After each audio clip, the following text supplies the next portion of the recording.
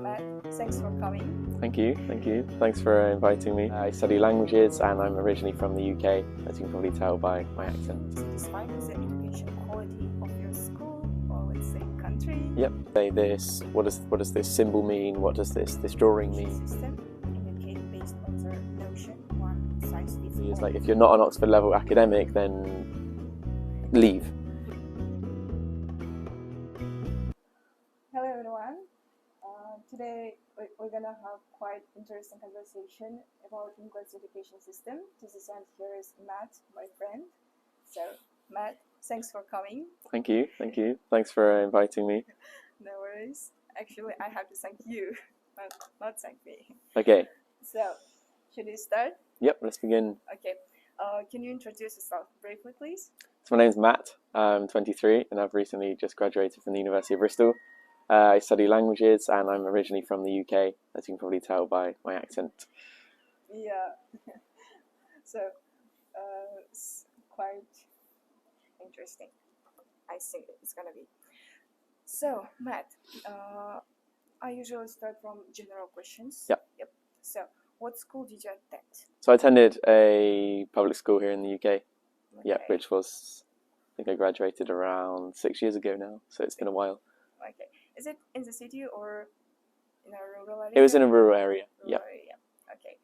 So, I like asking this question in my interviews. Are you satisfied with the education quality of your school, or let's say country? Yep. So you mean sort of secondary school and post-secondary, before university? Yeah. It's interesting. Initially I was, because it was the only system that I knew. But after traveling a lot, working abroad, and obviously coming to university and hearing about a lot of other people's experiences and how their systems worked, I do see a lot of disadvantages and some advantages with the UK system. I would say I'm satisfied in general, just because of how simplified it is and how far it can get you without having to do more sort of introductory courses.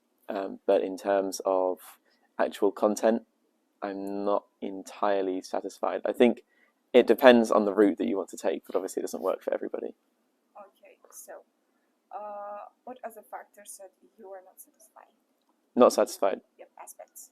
I think the element of choice is interesting. So in the UK, obviously, you can choose your GCSEs, which are in year 10 and 11, you'll be around 14 or 15. And then when you're 16, 17, 18, you can choose your A-level subjects. You can choose up to 5, I think, and a minimum of 3. So this is good for specialization, because people can begin to specialize in what they want. But at the same time, you have an area, you have a big missed area of knowledge.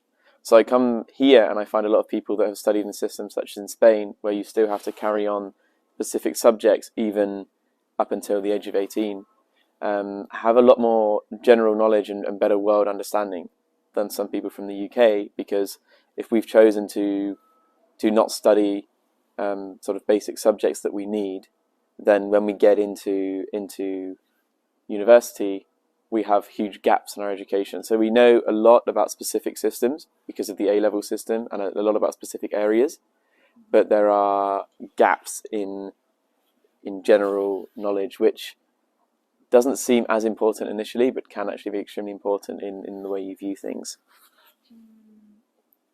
Okay, interesting. So what are the aspects you are satisfies you? It's difficult to say, because the aspects that satisfy me, I don't think are necessarily part of the education, so to speak, just because obviously the A-level system is globally renowned and it enables you to access most top universities across the world, which means that it's great. But at the same time, this is not necessarily part of the system, it's just part of the prestige of the United Kingdom in general. So I said I'm satisfied with that. At the time, there were things that I didn't want to learn about as much when I did study, and therefore it was good to be able to specialize in what I was only interested in. But then again, that can leave you with big gaps of knowledge which have had to be filled in later in life. And if you don't fill those in, it can sort of, you can be missing a lot of knowledge about how the world really works. So Okay, thank you. So, can you tell about assessment methods at schools? I have asked these questions for others. I'm asking first time here. So I think the UK has quite like different assessment systems than ours.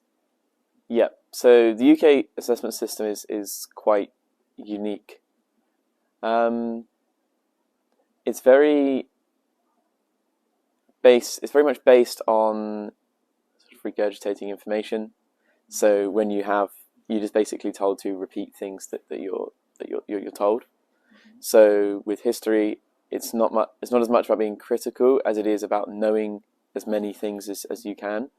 And it's the same with languages, which is what I study. So an example is, for example, like we would have a language exam, and we would just basically have to repeat what is said without actually truly understanding what you're saying. And I think that is a good metaphor overall for the whole UK system. We sort of have to learn about things in general, so about history, geography, without learning the bigger impact and why this impacts the world that we live in today. I think that's something that's very much missed out. I think our education system is very outdated, and it doesn't reflect the reality of the world that we currently live in, because we don't learn. In for example, I finished my A-levels in 2016, but we weren't really learning that much about the modern world. It was more what the world used to be like. So I think the assessment system very much reflects that, in the way that you still have to sort of just memorize and repeat information rather than use it critically. It's very fact-based, extremely, yeah.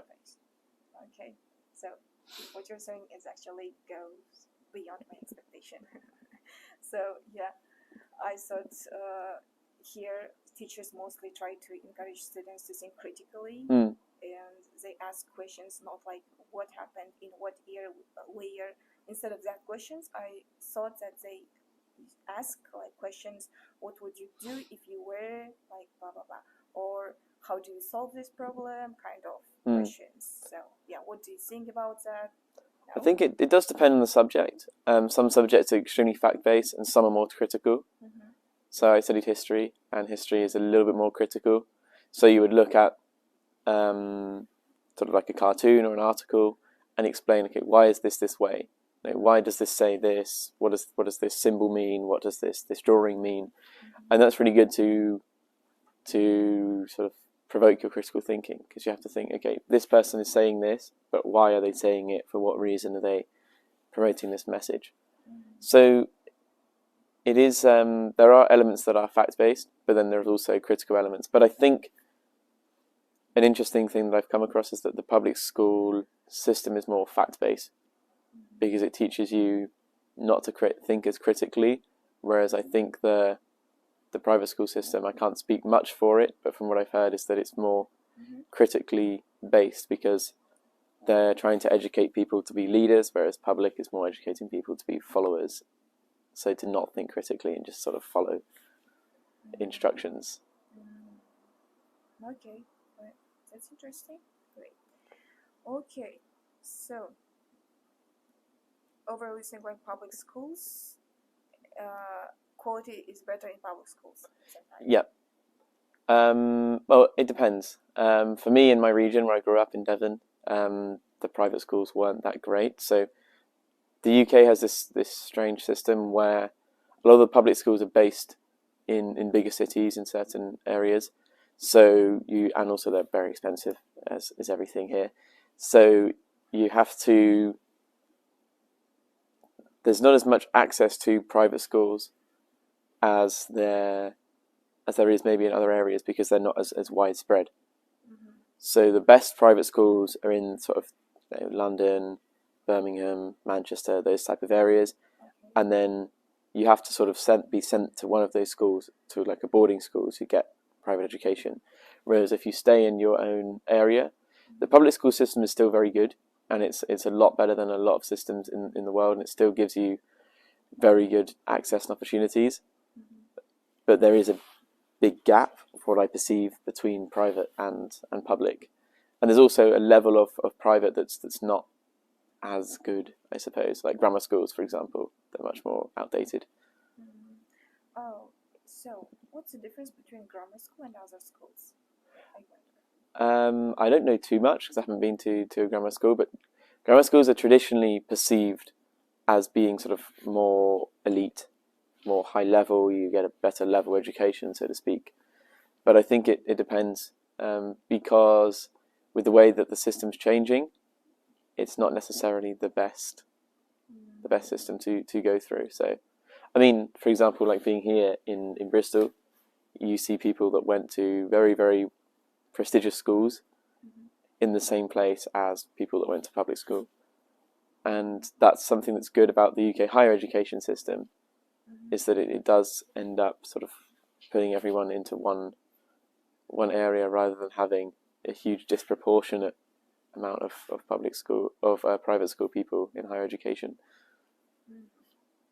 Okay, so do you think is it like education system in UK based on the notion one size fits all, like which means teachers or schools do not try to adapt their teaching methods to different like learning styles, needs of different children? I would say so, in some senses. So I think between private and public it's adapted, but within public areas like schools where I studied, I think there is that one size fits all, just because it's more about passing exams and meeting quotas than it is about truly educating, so to speak. Obviously for some that's different, especially in primary education. You see it's more about education and more about helping people develop as like children develop into sort of people. Whereas in secondary, it's more, when it becomes a bigger system, more people, it's more about the numbers. So you can see there is an element of one size fits all into it. But then at the same time, again, the choice would suggest that it's a little bit reduced. So overall, I would say that it is there, it exists.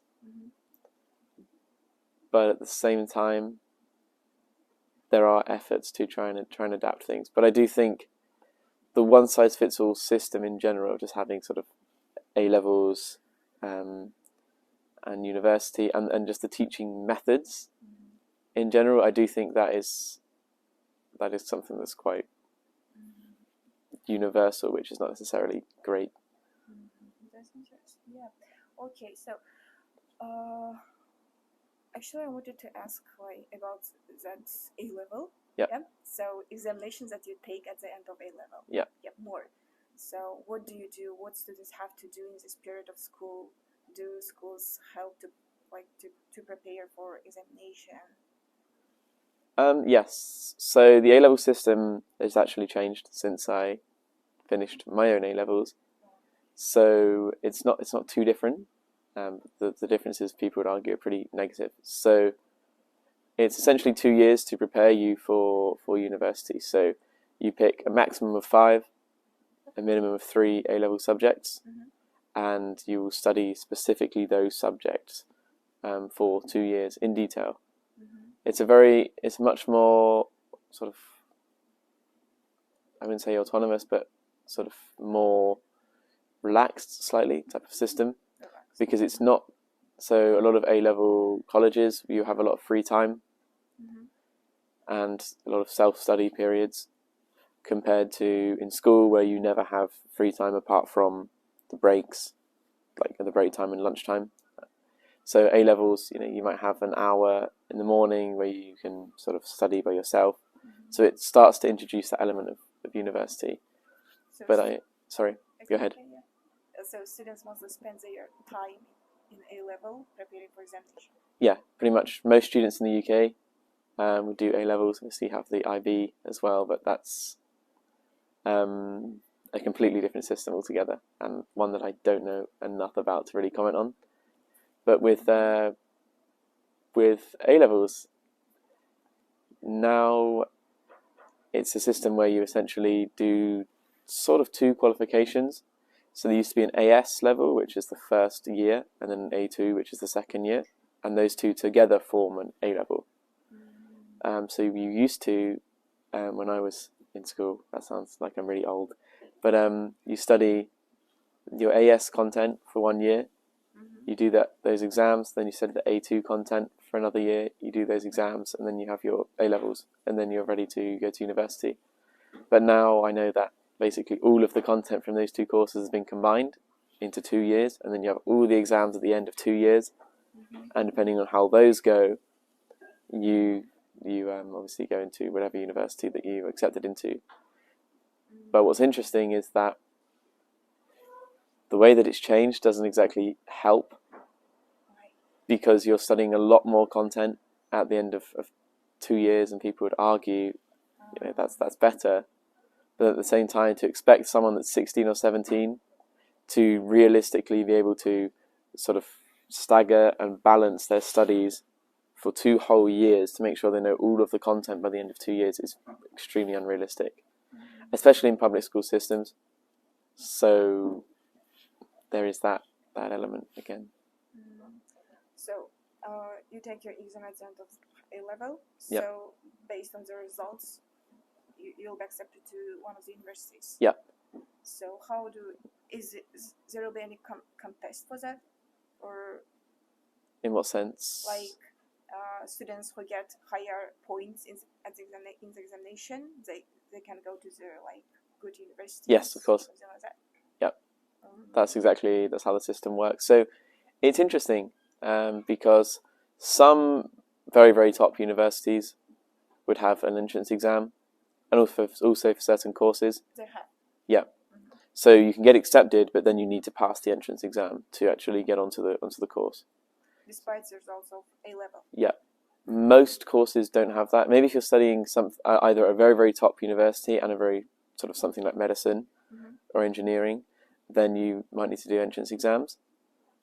But in general, your A-level results should prepare you for the university. So it's a good system in terms of that, in those regards, because university here is not as based on wealth as it is on A-level results. So obviously, it does encourage you to do better. You're more likely to do better from more prestigious schools where you take A-levels. But at the same time, if you do manage to do well in a public school system, then you have just as much of a chance of going to a top university as somebody from a private school background. So there is that element. Are there any government scholarships for students to get higher education? I believe there are. Yeah, there are government scholarships, and there are a lot of private scholarships as well. I have some friends that are on private scholarships. It's not normally fully covered because it's so expensive, so they don't normally fully cover everything. But there are a lot of scholarships available. But interestingly enough, I wasn't aware of what a scholarship was before I started university. So there is that lack of education and sort of know-how about how higher education works in public schools. Like no one, if you're a first-generation student especially, no one's going to tell you how scholarships work, how applications work, how cover letters work, and how all of these things Students have work. to research for themselves. Of course, yeah. So you have to either sort of know people that know how these things work and help you to prepare them, because a lot of your applications can be based on how good your cover letter is and how good your application is. But if you don't know how to successfully prepare that, then it can present an issue. So I think that might be a problem for most of the students. Yeah. Okay, what about career guidance? Do schools help with that? I don't know, organizing some events for students, like about any type of professions, let's say. So, or take students and go to somewhere and show how, for example, engineers work, or how doctors work actually, or how there are many areas that we are not good aware of that. Yeah. So we don't know, for example, some people in some professions, how do they work? So, Yeah. but if we see it with our own eyes, it might be really interesting for us, and we might want to be like the same, to work in the same area. So, do schools help with that? So this, you're referring to, for example, schools before like 16, 17, 18, those type of areas. Not as much. I think it depends on the school.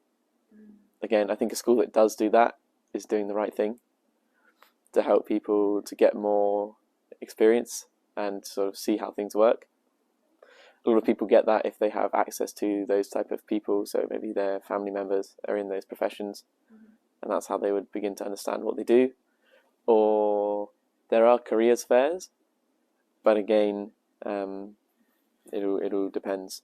So you can normally find out from those about universities, but not as much about careers. But again, because I grew up in a rural area that's quite isolated, and where most people live off of the local economy, I didn't get much access to that. Whereas if I grew up in a bigger city, somewhere like here in Bristol or in London, I'm sure I'd have a different answer. Okay. So, one more question about A level. So you choose 5 subjects, yeah? You can choose up to 5. Or up to 5. Yeah. Let's say. So based on the subjects you choose, yeah. you have to decide which area, which profession you are of course. going. Yeah. Okay. That's right. So, for example, if you want to be engineer, you have to choose science, something like that. Yeah, math, science. Science.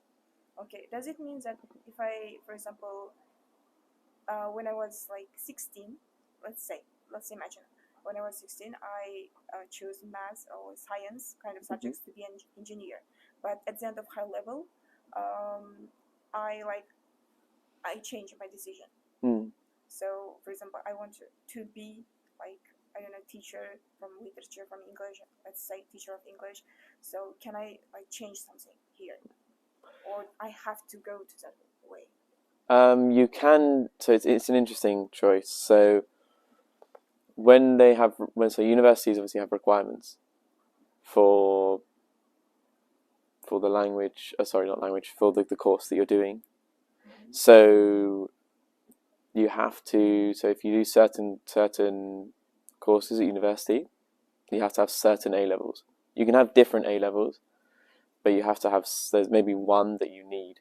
So if you study maths at university, you need a maths A level, ideally.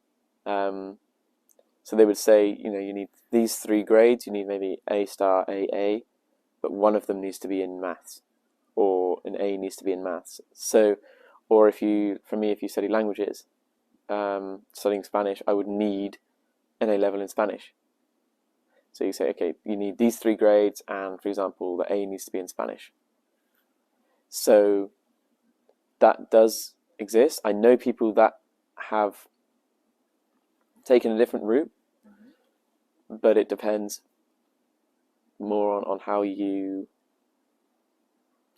approach it, I suppose. But it is possible, but at the same time, there are some subjects that require like a minimum. Because if I was going to study physics, you would expect someone to have an A level in physics or in maths at the very least, because you would need that basic knowledge to build off of to then begin your degree. So if you don't know anything about the subject, you're going to be very, very behind. So, but one thing bringing that up is a lot of people do that hypothetical sort of situation that you mentioned with changing what you want to do. That happens to a lot of people. And the problem is with the UK education system is that we have to choose our options of what we want to start beginning to specialise when we're about 14. 14? Yes. It's too early. It's very early, yeah. So if you tell, that's your initial reaction, right? It's too early. And it is completely too early. Because nobody knows early, and it is completely too early. Because nobody knows what they want to. No one even understands how the world works at 14. They don't understand anything. I understood nothing at 14. So it's very difficult to expect somebody. Fortunately, I picked something that I've enjoyed up until this point. So that's great, and I've made it this far. But there's a lot of people that would pick a subject and not enjoy it, because if you don't do the right GCSE subjects, then you can't do the right A levels. If you don't do the right A levels, you can't do the right degree. So that's an interesting point. So we have to pick our 4 GCSE subjects, and then we have sort of the basics as well. So it's like 13 in total, but you can choose to do 4 out of your own choice. So I studied languages and history in those areas. What languages do you study? In school? Yeah. I did 2, so I just did French and Spanish because that's all that they offered. French and Spanish. Yeah. So fortunately those were the choices. But again, being asked to specialize in something and say, okay, start making your guidance to where you want to take your career. So there's people that do, so one of the options is triple science. So you would do maths, physics, chemistry and biology, and then maths as well. So people do those 4, and then they can go into studying sciences or engineering. But you're asked at 14 to say, okay, what do you want to do? Where do you want to take your career? Because then if you don't do triple science, then you can't do certain A-levels. And obviously it depends on certain schools, and some of them will be more flexible and say, okay, yes, you can do it, and others no. But it's very difficult to start asking people to specialize around 14. Yeah. So, yeah, lots of students also struggle to this point in Kazakhstan too. Yep. That's why I'm asking. So, yep. Okay, so do schools stream students by ability? Sorry? Do schools stream students by ability? Yes. Which is obviously a good thing. I think that's the way schools should work. It should be based on ability rather than anything else. Obviously there are some schools that are just quite expensive, so as long as you pay to get into quite a decent school, you can get into a good university. So there is a way to sort of just pay your way through. But to go to the very, very top levels of education, you do need to actually, you can't just get there completely with money. You have to have some sort of ability, which is a good thing about the UK, because in some areas you have to either just have connections or money, and here there is an element of ability. So what about within the school? For example, students who are good at math, do they have some kind of rankings, lists?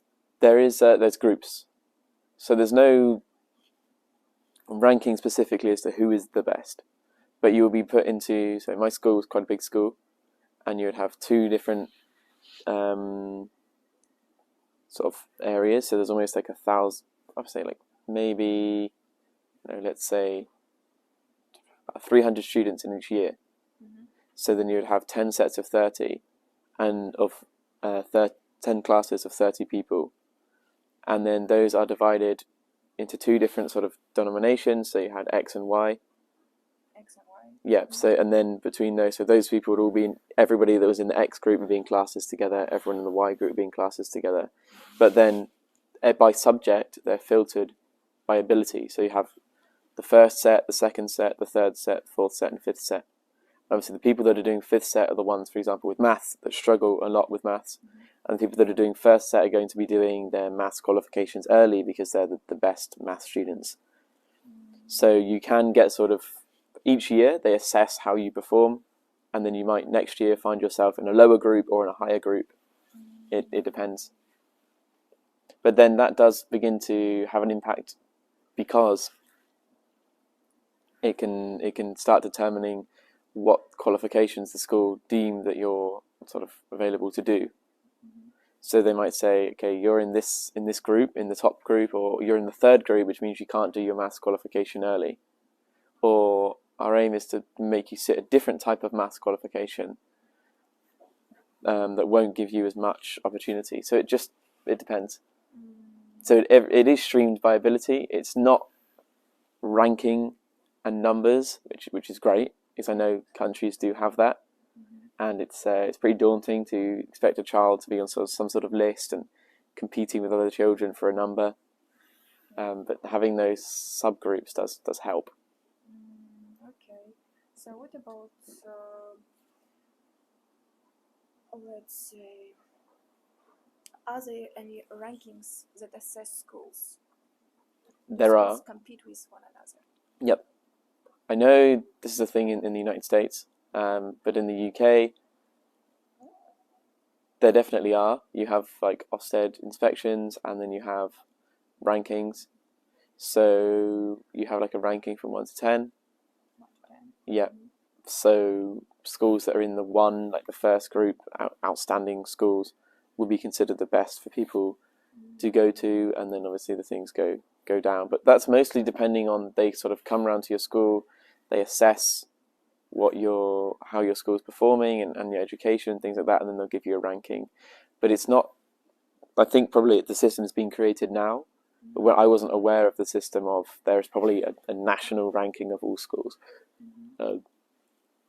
But at least I know you have like a sort of 1 to 10 of classes of schools. So if schools are in 2nd or 3rd or 4th, then that's considered reflective of its quality. Okay, interesting. So,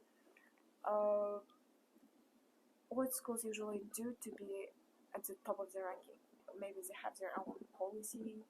I know the rankings are very much based off of the results that people get. Okay. But I'm pretty sure it's more of an inclusive effort. So it will balance out determining. So they obviously understand that not everyone's going to get top grades. So for someone that has learning difficulties, for them to come out of school with, for example, GCSEs in maths and maths, English, science, and then maybe A-levels as well, or BTECs, which are like a similar version of A-levels. For them to come out of school with that is a very big success for the school. So it's not just everyone has to be an Oxford level academic, and that's not what they aim towards, which is what the system that you described to me sounds like. So everybody basically is like, if you're not an Oxford level academic, then leave. But yeah. But in this case, it's still considered an achievement for a student, for a school, to make sure students that do very well, that have learning difficulties, do well in their own regard. So they're not expecting a student with learning difficulties to come out with 4 3 A-stars at A-levels and exceptional grades and get accepted into Oxbridge. That's not the aim. But if they can get a student that's struggling to sort of be able to sort of graduate school and do some A-level qualifications and set up their future with sort of prospective opportunities, then for them that's a win, because everyone has different measurements of success. So that's why, for example, the UK, we have something called foundation qualifications. So they vary depending on names, but so as I mentioned, the groups are students are streamed by ability. So the people that are, for example, in the top group of maths will do a GCSE maths qualification early and then do another maths qualification after that, because they know that these students can do very, very well, so they're going to put them on advanced courses. Whereas in those same 2 years that the top students do the GCSE, which is like the sort of secondary school qualification, and then a further qualification, the school spends, for the bottom groups of the people that struggle with maths, it spends those 2 years trying to get them to just get the minimum pass grade for the minimum necessary qualification that they need. And if a lot of those students pass, that's a huge win. They don't expect those students to suddenly just jump into the top group. But they say, okay, this is your ability, so we're going to try and get you your version of success. And obviously a student can, if they want to, and if they sort of put in the effort. Obviously some will find it very difficult with learning difficulties, but some can, jump groups and do different qualifications. But for the ones that really struggle, it's not like they're not kicking them out just to boost the numbers. They do try and actually get these people through because they sort of believe in helping them. At least that's the case in school that I was at. So that's great. Okay.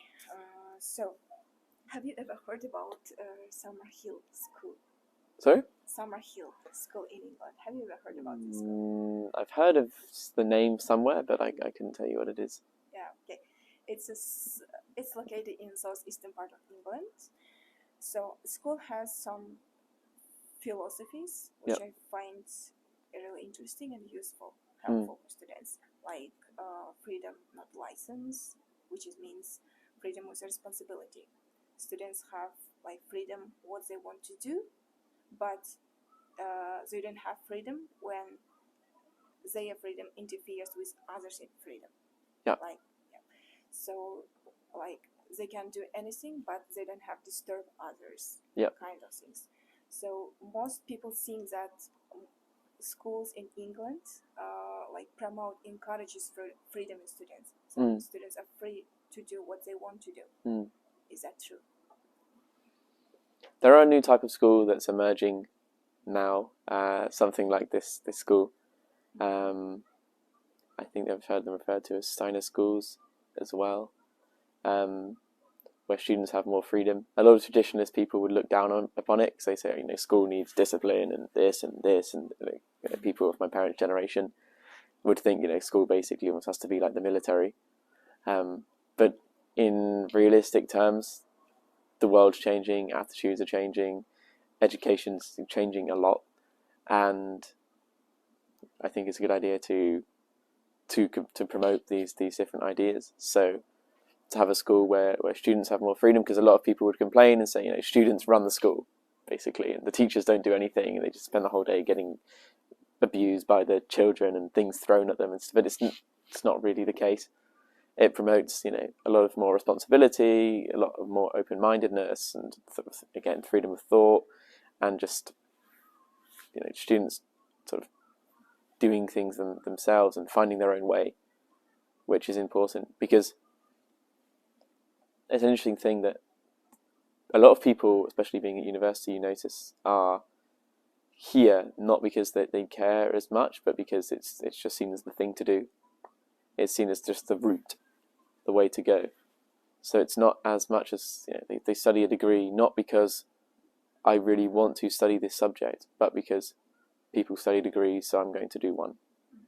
And I think that system is very embedded in the way of thought here. So people think that the school should be a certain way, and it all should be very disciplinary, and then the sort of primary school, secondary school, university, A levels should all be like that, and that people should be guided through. We're all used to being sort of guided through a system and being told where to go. It's very much sort of like some sort of military level thinking of just, it's an academy, you're told you do this, you do that, you do this. You make some choices by yourself of what you want to specialize in and where you want to go, but on that way, people tell you what to do. I mean, the fact that we do a degree and we're taught how to learn a language, to me, it's completely absurd. Because, especially in the 21st century, and I mean, the year is 2022, you can learn a language by yourself. You don't need to be in a professional institution for 4 years to be told how to learn a language. I'm not saying it's completely useless, but that's what really exemplifies this idea of we need to be guided through a system, because we're still, I mean, if anyone could leave school at 18, say, I want to learn Spanish or French, move to the country, buy some books, start learning things themselves, look up things online on how to do it, right? That's completely possible. But instead, people are going to sign up for a 4-year degree because they need to be told how to do it. And I think this is very reflective of the UK education system and why certain types of more freedom for students schools are looked down upon, because we think that freedom just means mayhem or anarchy, and it's completely not like that. It means freedom of choice. So, having a system where students have more control over what they do, I think it's better. Obviously, it does come with its drawbacks, and progress versus tradition is basically the biggest argument of our modern society. But I do think it's a good idea. Okay, so now currently stakeholders of education think that schools should be a place where students can develop emotionally and socially. Yeah. is this notion can be applied to England schools or to UK schools? I've read about this a lot myself, and I think it's a really good book called Emotional Intelligence. I don't know if you've maybe read it. It's extremely interesting and talks about the and also this one called Together, so loneliness and human connection.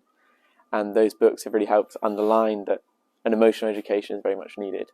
So in Emotional Intelligence, the author Daniel Goleman talks about how they have classes where students learn to recognize different emotions, to label different emotions, to manage their emotions. So, and they sort of relate them to I guess, childlike ideas so that children can understand them. So there was a child that sort of,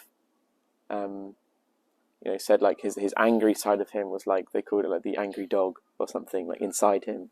And then he has like another part, which is sort of the part of the brain that sort of can calm you down, like the frontal cortex, prefrontal cortex, when you can start to think about, okay, what am I doing?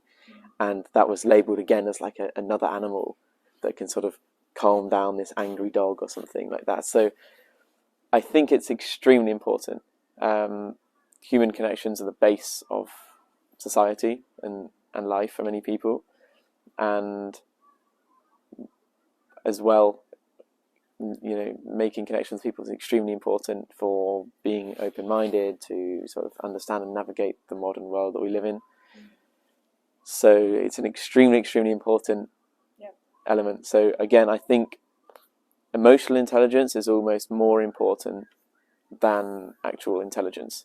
Because you may know a lot of facts, but if you can't even get on with people and understand people and their emotions and how they're behaving and how they understand, you're going to struggle a lot, because you're not going to be able to make friends and make connections and move forward. So for me, obviously facts and intelligence are important, but if you educate people on a social level and an emotional level, they can learn to make connections with people. They'll have much healthier lives, and as well they will be able to actually learn more over the long term, because you can learn more from people than you ever will from any book. So therefore, if you teach people how to treat each other, to manage their emotions, to sort of think creatively and rationally, then and sort of socially, then it's going to benefit them much more than any facts that you throw in them. Okay. So did your school help you with that? Sorry? Did your school help you with that? Like? Absolutely not. No. It's something that's very much become prevalent over the last sort of 5-6 years, and you notice this is starting to be introduced in more places. The research is there to back up that it's a very, very, very positive thing, but the UK system, as I've sort of explained, is a bit archaic. So it's going to come at some point, but not yet. And when it does, it'll be very, very positive. People will again view it with negative emotions, and they'll say, why are we teaching children about managing this and that and telling them about all these different things? Shouldn't we be teaching them about something else? But actually, in order to make better people for the world that understand others and that understand how the world works, you need a social and emotional education is just as, or if not more important than, a traditional sort of fact-based education. Okay, thank you. So about clubs, like, do schools offer any academic or social clubs for students? I think it depends on the school. I went to a sports school, so for me there's sports clubs everywhere. You choose to be part of a sports team and play sports after school. That was a big thing. Again, you have your classic, like after school clubs, because sometimes people's parents can't pick them up from school at 3, so they stay later until 5 so that they can be picked up, and just sort of play games and learn things and interact with other people, which again is very important. Within like later education, so when you're talking A-levels type time, clubs aren't that encouraged, but it does depend on the school. Clubs also depend on a lot of funding. That if the school has a lot more funding, they'll be able to run clubs. But if they don't have enough funding, then because it's extra, you have to pay the teachers to stay there and things like that. So if they don't have enough funding, and you find the case with some public schools, then sometimes they won't be running. Who usually funds schools? Depends. Private schools are privately funded, obviously by tuition fees, which tend to be very, very high. Public schools are mostly funded by the government, but then what can happen is that schools can sort of take their independence and become an academy, which can go badly, it can go well. Most education is government funded, and I'm not sure exactly how much of the UK's GDP is spent on education, but it seems to be enough, I suppose, but I mean, you could always do more. Okay. And one more question. What about student-teacher relationships? So, for example, in some countries, there is hierarchy between students and teachers. Students can be open with teachers. They can express themselves to teachers. What's the situation here? Is the relationship more open and not restrained? So it's because it depends on the size of school that you go to. If you go to a smaller school, I think it can be like that. It can be sort of very close, and you can sort of see your teacher as a mentor almost, because you can actually get the chance to spend time and talk to them one-on-one and understand, but when you go to a bigger school, it's very much separated because they have so many students, they don't really have time to focus on one. And also the UK just has a very sort of cold interpersonal culture. So you don't find the same connections that you would between students and parents and teachers in schools, because the people in the UK tend to be a bit more sort of, cold, so to speak, and not as I wouldn't say friendly, but that's sort of the word that comes to mind. So it depends. I think it should be, after working in the school in Spain, I realised it should be a lot closer, because people can relate to their teachers, can sort of confide in them, and especially depending on the situation at home, sometimes students, their best role models are their teachers. So it's important to have that, and I don't think the UK does it well enough. Some of it's down to culture, some of it's down to numbers. There are areas that do it well. Again, it just depends. Overall, students are not afraid to say what they think. It depends in what context. Yeah. So maybe say what they think, about the class and the work. It's not as common, but if they do have problems, some do open up to teachers. I mean, you do have a tutor in the UK system. So at least in my school, we would have a tutor. So we could sort of talk to them, and then we'd have our separate teachers for different subjects.